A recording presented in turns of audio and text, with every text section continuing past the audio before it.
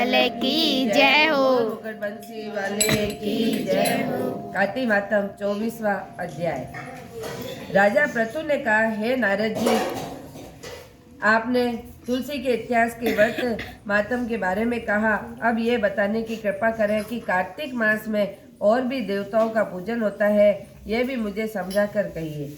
नारद जी ने कहा, पहले समय में पार्वती जी निकट कीर्तिपुर में एक धर्मात्मा धर्मदत्त नामक ब्राह्मण रहता था, जो भगवान विष्णु के सब व्रत करता था। एक दिन कार्तिक मास में वह एक पहर रात शेष रहने पर जागरण के लिए भगवान विष्णु के मंदिर में हर प्रकार की सामग्री लेकर जा रहा था।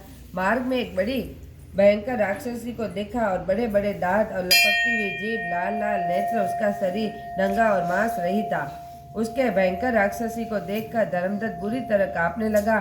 कुछ उपाय न देखकर उसने पूजा वाली थाली से जल का लोटा उसके ऊपर फेंक दिया, क्योंकि उसमें भगवत नाम का जप करते हुए वह सामग्री और जल का लोटा जिसमें तुलसी जल पड़ा था उसके मारा था, जिससे वह जन्म जन्मांतर के पाप नष्ट हो गए और पूरे जन्म की याद आ गया। वह हाथ जोड़कर धर्मदत्त के चरणों में गिर पड़ी और बोली, हे विप्र, मैं पूर्व जन्म के कर्मों के फल की इस अवस्था को प्राप्त हुई हूँ। नारद जी ने कहा, हे राजन, उसे इस प्रकार प्रणाम करते देख अति विस्मित होकर धर्मदत्त ने पूछा, तेरी ये अवस्था किस कर्म से फल से हुई है? तू पूर्व जन्म में कहाँ रहती थी और तेरा कैसा चरित्र था, ये सब कुछ मुझे बता। उस राक्षस ने, जिसका कला था, वही ब्राह्मण सौराष्ट्र के भिक्षु नाम की एक ब्राह्मण रहता था, उसकी पत्नी थी। मेरा स्वभाव बड़ा ही निष्ठुर था। मैंने अपने पति का कभी भला नहीं चाहा, न उसे कभी अच्छा भोजन और न मिठाई खाने को दी। मैं प्रतिदिन उसे लड़ती झगड़ती रहती। मुझ पर इस प्रकार झगड़ालू देखकर नित्य प्रति कलह से तंग आकर मेरे पति ने दूसरा विवाह करने का निश्चय किया। यह सुनकर मेरा पति दूसरा विवाह कर रहा है, मैंने उसके विवाह से पहले ही विष खाकर अपनी आत्महत्या कर ली। मेरी मृत्यु के बाद यमदूत आए और मुझे गदा मारते हुए यम के पास ले गए। यमराज ने मुझे देखा और चित्रगुप्त से पूछा, हे चित्रगुप्त, इसने क्या कर्म किए? जो भी कर्म इसने किए हैं उसका फल इसे भोगना होगा।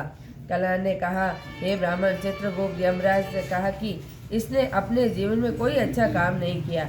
ये अपनी पति को सदा खराब भोजन देकर आप अच्छा भोजन करती, इसलिए अब वह विष्ठा खाने वाली होगी। इसे अरी सुअर का जन्म दिया जाए, क्योंकि यह अकेले ही पाक के बर्तन में भोजन करती, इसलिए यह अपने बच्चों को खाने वाली बिल्ली होगी। इसमें अपने पति पर क्रोध और आघात किया, इसलिए यह प्रेत योनि में जाएगी। अब आप इसके अपने दूतों के द्वारा मरुस्थान को भेज दीजिए, जहाँ पर बहुत दिनों तक प्रेत योनि में रहकर फिर ये पापनी अपनी 3 योनों को भोगे। सो ये ब्राह्मण, मैं 500 वर्ष के प्रेत योनि में हूँ और भूख प्यास के कारण नित्य दुखी रहती हूँ। एक दिन भूख से तंग आकर मैंने एक वेश्य के शरीर में प्रविष्ट हो गई। उसके शरीर के द्वारा मैं कृष्णा और वैनी संगम पर इस देश पर आ पहुँची। एक दिन भगवान शंकर और विष्णु ने मुझे बलात् उसके शरीर से बाहर निकाल दिया। फिर मुझे आप दिखाई दिए। आपके लोटे में तुलसी जल का छींटा मेरे ऊपर पड़ा, जिससे मेरे सब पाप नष्ट हो गए। हे दिक्श्रेष्ठ, अब आप मुझे ये बताइए कि आगे होने वाली 3 योनियाँ और इस प्रेत शरीर को किस प्रकार मेरी मुक्ति होगी।